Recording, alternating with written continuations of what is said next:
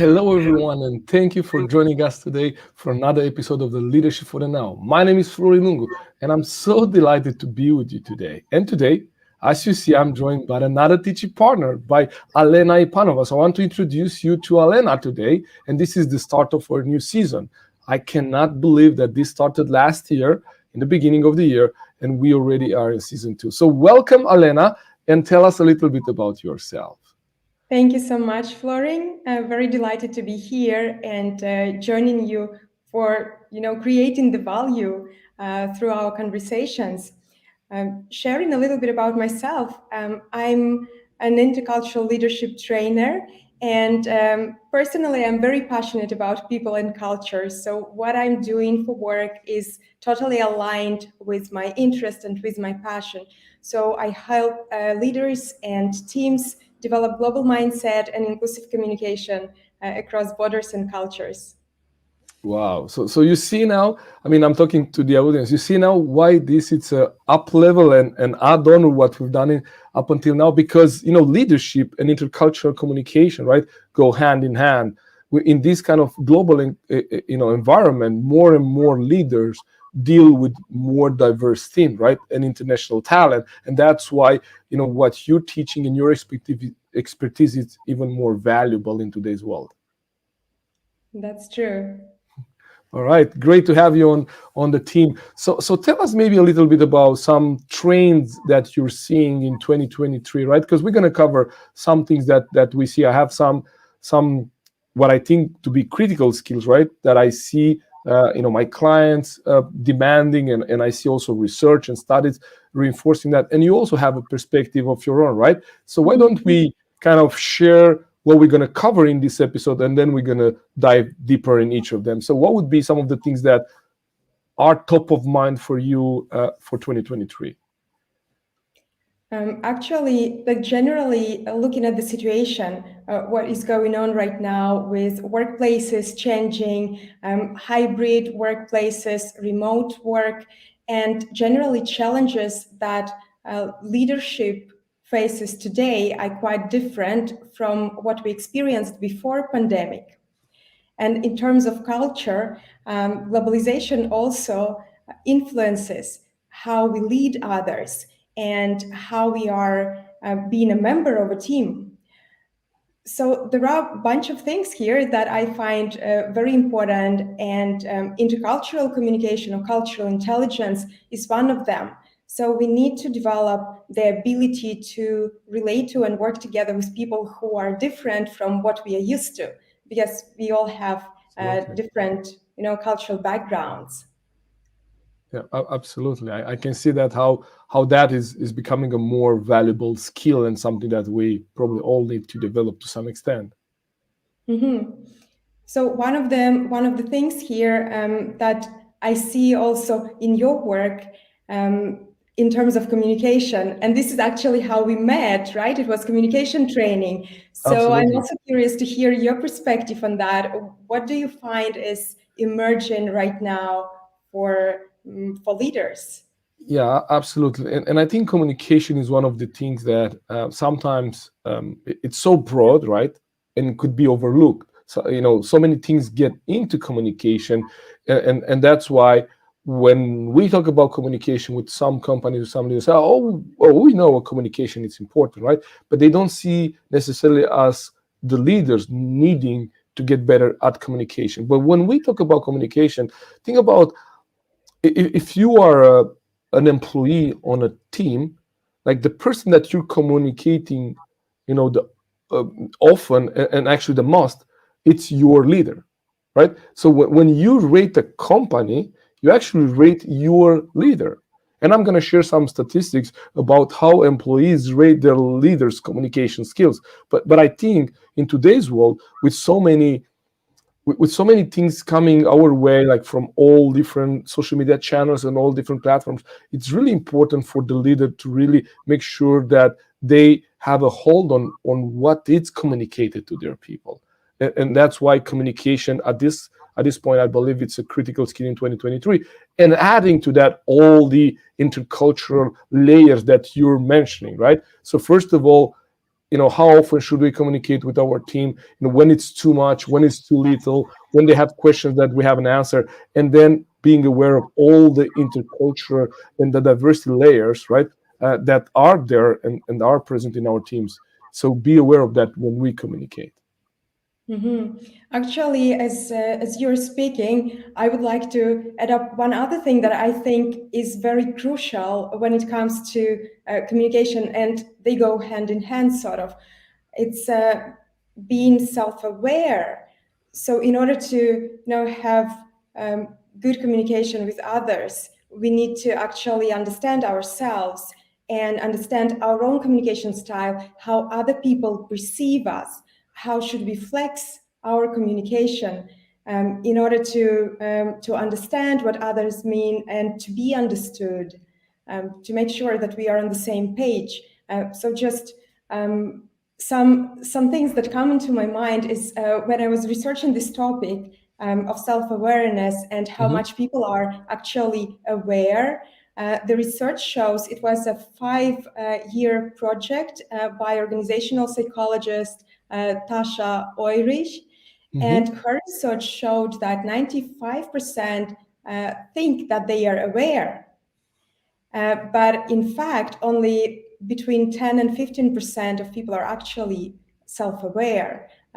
So it shows us that it's so critical to develop self-awareness, to improve all other things that go in line. Yeah, absolutely. And as a matter of fact, self-awareness is part of, it's a component of emotional intelligence, right? So as a broader term, right? Emotional intelligence has 4 components, and I'm gonna share this with you directly, so I don't mess them up, right? But it has 2 components, like the self and the social, right? So us and others, and there is then recognition, like self-awareness is being able to recognize ourselves, and not that recognize our picture, but being aware of our, the way we communicate, our feelings, our emotions, right? And then when it comes to others, right, recognize other people's emotions, right, and other people's feelings. So what you're just sharing then is critical, and for me this goes under the bigger topic which I'm really passionate about, called emotional intelligence. And this is the statistics are probably very similar to the ones that you just shared. Like, many people believe they are emotional intelligence, and they are self-aware, self-awareness being one of the the components of it. But then when we go through, for example, with organization, through 360-degree assessments, well, many times what the leader perceives and believes, that their leadership and communication is not exactly what the people feel, right? So that's where tools like 360 assessments or emotional intelligence assessments, help you understand maybe you're having a blind spot somewhere. And that's why I'm so passionate about emotional intelligence, and we're adding even more tools to our toolbox, to help leaders with that, because this is one of the topics that is not taught in schools, or at least not in the schools that we've been to, right? So I'm really passionate. I think this is one of the things that will definitely be critical in 2023 and even beyond that. I'm curious here, Florin, as you share about emotional intelligence, from your experience, how do you find it actually impacts leadership? Yeah, so I think the biggest component of emotional intelligence that it's impacting leadership, it's empathy. So in other words, you as a leader to be able to empathize with someone on your team, right? Being able to empathize with an employee that is going through a difficult situation, or even through an employee that is in a situation where maybe you don't have sense of recognition of. What I mean by that is, for example, you're, let's say, and here where we bring some diversity and inclusion and intercultural in it, but let's say an example where someone that is born, it's a Swede born in Sweden, white male in their 50s. So let's say they haven't been through any of the situations where they could have been, where they were not included. or in no situation they had to prove themselves to someone to be promoted or to prove themselves to someone to be acknowledged, because they lived in the society that was built around you know being born in Sweden and being trained at Chalmers or whatever university, and so no one questions that. So how can someone like that empathize with an international coming to Sweden and then being looked maybe not being included, or maybe feeling some of those things that international feel. So empathy will actually help them bridge that gap. So how can you empathize with someone that is in a situation that you have not been into? I think that's one of the critical component of emotional intelligence. So being more aware of what you feel and being aware of what other people feel and being able to manage your emotion and then help those people manage their emotions, that's what I think is the impact of emotional intelligence in leadership. Mm-hmm. Thank you so much for sharing and for this example as well. It actually opens up a very good ground for me to build up in relation to cultural intelligence that I mentioned in the beginning. Because for me, and what I see also emerging for many companies who started working like in distributed teams and internationally with international clients, and not only that, that actually cultural intelligence brings us to the next level, because emotional intelligence, being emotionally intelligent in one specific context and specific culture, doesn't transfer to other cultures. So we might have we live in our own reality, right? So we need to stretch a little bit to be able to understand the reality of another person, which might be totally different, different values, different things that we used to. We used to do things in this way or in that way. So how do we bridge that? We express emotions differently. So being able to, emphasize and empathize and understand people from similar cultural background might not assure that you are able to do that with people coming from another culture. So it's again goes hand in hand. Absolutely, and it builds to the complexity of the world we're living in today, right? So you're spot on, because that's again another layer of emotional intelligence, um, and yeah, you're spot on. Like they go hand in hand. And let me share some things that I found when I researched the topic. Like research shows that leaders with empathy, because that's why I shared empathy being one of the things that it's how do we measure the impact of emotional intelligence in leadership, and I think empathy is one of the ways we could do that. And what this research says is that leaders with empathy perform over 40% higher in employee engagement, decision making, and coaching. Additionally, team members who lack self-awareness are prone to making worse decisions, so being less effective in conflict management. And at the same time, employees believe that their leaders that treat them with respect, right? They believe that leaders that treat them with respect, they believe these people to be, 55% better leaders. And so those employees are more engaged and more satisfied and more focused on their jobs, just because their leaders treat them with respect, right? And where does respect come from? From being able to empathize with a person, right? Someone going through a situation that you can empathize with, and then show respect. And I think that's where we can see the impact of emotional intelligence, and hopefully more leaders will be opening up to intercultural communication, emotional intelligence, self-awareness, and want to develop these skills in 2023. Yeah, this is a profound statistics. Actually, it's also interesting to discuss what is respect for different people. For instance, when we work in a team, right, everybody agrees that communication is the most important. It's a critical component, like effective communication. But then when I ask a question, what is effective communication for you? Yeah. Then we get so many different answers. So it's very important to actually align. We might assume that the meaning that we give to a specific thing is shared. that everybody understands what it means, but in fact it might mean very different things. So what is respect, for instance? So that's why it's important to know yourself, to be able to express your preferences, and also to get to know people around you, right? Yeah, absolutely. I think that's one of you're touching on something very important there, because this is when you think about communication as a leader. I think a leader has to set the stage for what things mean for us, right? So I have a saying that the leader will set the stage for the interaction between the people. So in other words, how the leader treats someone, that's how the people will treat that person or treat each other. And what's the significance of that in communication is that the leader should make sure that everyone around the table has a common understanding of respect. And this goes to any, let's say, respect is one of the company's value, but any value that the company says this is our value, I believe the team and the leader and everyone should spend some time to define what that means for them, right?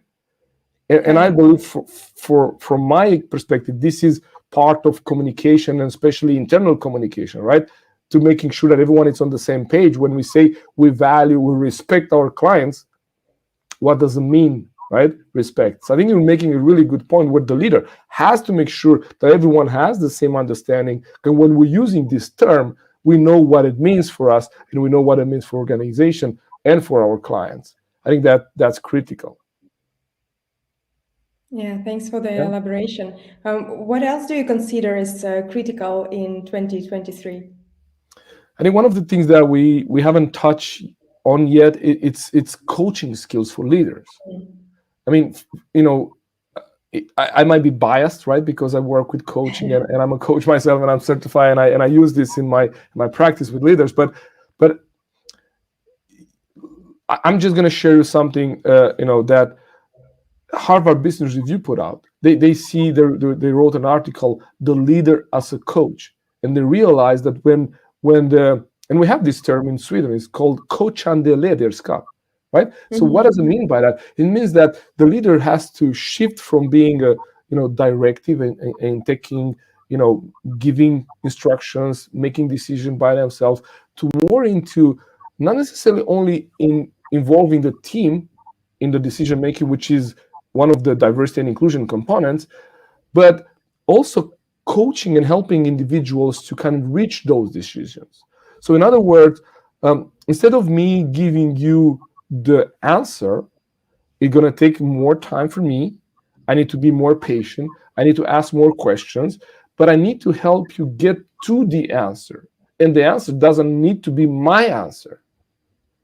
So, in other words, and I applied this in my early leadership career, where I was mentoring a team of engineers. I had someone coming to me, Florin, we've done this procedure exactly as it says, but it doesn't work. It doesn't seem that we don't get the result. And I was and they wanted me to tell them what's wrong.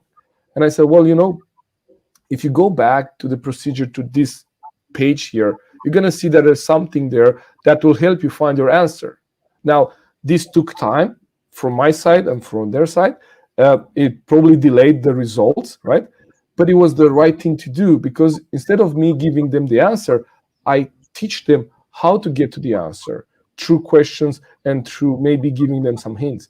And this is what we're talking about. And in today's world, where leaders are, their agenda is full, their time is stretched, it's very difficult for them to say, okay, now this is a learning opportunity for me. Let me coach this person through this experience so they learn it, and next time they do it without me. It's much easier for leaders to just give the answers. And I think they have to resist this and be better at asking questions and helping people find the answer rather than giving the answer. So that's why I believe coaching skills, it's one of the skills that leaders need to develop, not only in 2023, but beyond that. Yeah, I totally agree with you, and I would even expand it to the personal level as well. So it's not only about the technical aspects and the tasks that we have at work, right? It's more about how do you develop as a person, a human-centered approach, and how do you feel today? And kind of feeling the environment, how to organize the developmental talk, like how to have this evaluation conversation, or just to be able to see what's the space where the person is in. Is it the right time to actually have this conversation, or like how to build trust and how to develop relationships? So it all like coaching is much broader, right? It spreads to the personal layer as well. Absolutely, yeah. So I truly believe that this skill is important. And again, it varies across cultures. I love the example that you shared, like about expectations that we have from leaders. And especially, I work a lot with Indians relocating to Sweden, and they usually expect clear directions and clear instructions from Swedish management. And in fact, they might get like freedom to choose how to do things, just to get this specific result, and they feel frustrated, even though it's one of the values that we generally have in Sweden: egalitarian leadership, flat structure, people are involved, and people have freedom to decide which way they work. So some people might need extra support in that, and just as a leader, it's important to notice those cues, that okay, maybe this person got used to a different leadership style. Maybe we need to talk a little bit more about that. Absolutely, and this it's directly into what you just shared. So it's the cultural intelligence to understanding, that Indians are different than Swedes, and understanding their needs. The person self-awareness and self-leadership, understanding that I'm more hands-off of a leader, and in this situation with this team or with this individual, I need to be giving a lot more direction, and than what I do with the team members. And again, emotional intelligence to link all this, and applying coaching wisely, because you're spot on.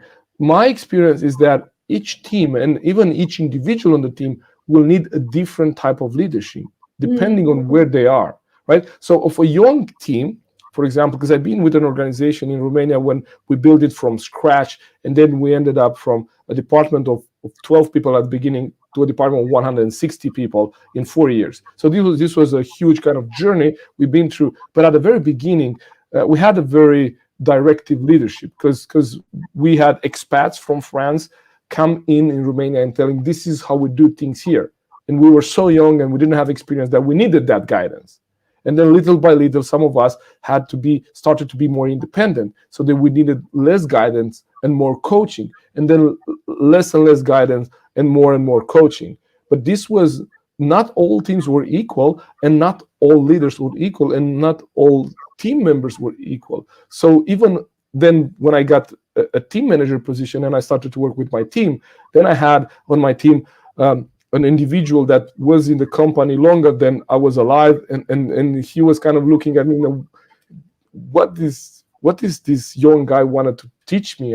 It's nothing that he can teach me. So I had to approach this experienced person in a different way than maybe the younger people on the team, and kind of with him be very hands off, because he knew his area. I didn't want to mingle, but with other people I needed to be more directing, and with other I needed to be more careful and more caring. So what I'm saying is more like we need to apply situational leadership, and not only to the team and which phase the team is in, but also with each individual. And that's where components as diversity, understanding cultural diversity and cultural intelligence, and understanding our emotion, other people's emotion, play a critical role for us to be able to know, okay, how am I gonna lead this individual? How am I going to lead Elena and Florin? Might be different. And I think this is very challenging and difficult for leaders, right? Because if you have 20 people, which is a really big team, but let's say if you have 12 people on your team, and each of them are different, like you almost need to have 12 different leadership styles. Yeah, it brings us to the point that we need to invest into building the team culture, right? So just bringing in awareness about each other's preferences. I think I need to clarify with my example as well in terms of culture, because actually it might build lots of stereotypes because people are so fascinated with cultures. And I get so many requests like, teach us how to work with Indians, teach us how to work with Chinese. But these days, when the world is so globalized, it's not like culture to culture communication. It's not cultures that meet, it's people that meet. And of course, all the backgrounds that we have, all the experiences impacts our preferences and who we are, how we do things. So here the challenge is not to actually like act upon the stereotypes, right? That yes, we are aware that in India the leadership style is different, but we don't know if my Indian colleague actually experienced hierarchical leadership style. So maybe it was different in his company, so he has a different preference. So it's more about just being. You mentioned that you need to be flexible, situational, and I would say you need to be cognitive. You need to develop cognitive flexibility to be able to see things from different perspectives, to be able to notice some cues and adapt, adjust, and to bring the best in people as well.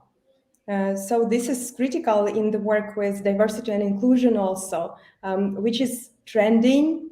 But again, very often it's a lot about numbers rather than real impact. So it's also, I would say, one of the challenges and one of the opportunities of leadership in 2023. Yeah, absolutely. And you're making such a good point because it's very easy to put people into boxes, right? And say you're Romanian, you're Indian, you're whatever, your background is, and then kind of say all, and then you make the assumption or generalization, which is very dangerous. All Indians are like that, all Romanians are like that, all Swedes are like that, right? And then trying to apply the Swedish leadership style or the Chinese or the Indian. So I think you're making such a good point there because it's people's experience are different, and so I think it just reinforces what we just shared, that we need to add this to apply this situational intelligence and what do you call that, cognitive flexibility or Cognitive flexibility. nice. So that's a nice term. It's new to me. I'm happy you're getting something new out of our conversation. Absolutely, yeah. I think we're almost at the top of the time that we planned for today because we only planned 30 minutes. But this, I think, I hope this is adding value to the viewers, and I hope we're hitting some important topics here. And what we're gonna do on the next episodes, which we're gonna do now at the beginning at every second week, right? So we're gonna be back to you in 2 weeks' time. With probably going deeper in one of these topics, right? So if you have a preference or which one to touch first, jump in the comments and share that there. And also, if you were just maybe joining for a short while, you are not able to actually stay long. If you write summary in the comments, we're gonna make a summary of this, right? So we're gonna list the critical things that we shared today, and we're gonna send this to you. I see someone already, Frederick, asking for a summary in the comments. So I think we're going to do that. So if you are not able to join live or if you're not able to watch the entire episode, so you just see this, comment summary in the comments, and we're going to send you the summary of the show. We're going to take some time to put it together, but we're going to make sure that reaches you. Sounds good? Yes, that's good. Perfect. All right. Okay. Do you want to add anything else before we close today? I think we managed to cover. Maybe we do the summary of the skills just to make it organized. Yes. For people. So we talked about emotional intelligence and cultural intelligence, and we talked about communication and coaching skills for leaders, and how it all might actually turn diversity into synergy. Maybe we can also cover it as one of the topics in the following shows. Absolutely. Yeah. So yes, Self-awareness was also one of the things. self-awareness of leadership. Yes, that's what that I have here too. So yeah, I think this is the highlights that we see right now in trending in 2023, and we're gonna dive deeper in these topics or any other topic that you want us to cover on the subsequent shows. So Wednesdays, 4 p.m. Central European time, every second week for now. So we look forward to see you back on the 15th. I think, right? That should be the date. All Yes. right. Thank you for tuning in. I look forward to see you on the next episode. And thank you so much, Elena. It was great. Thank you. All See right. you. See you soon. Bye bye. Bye.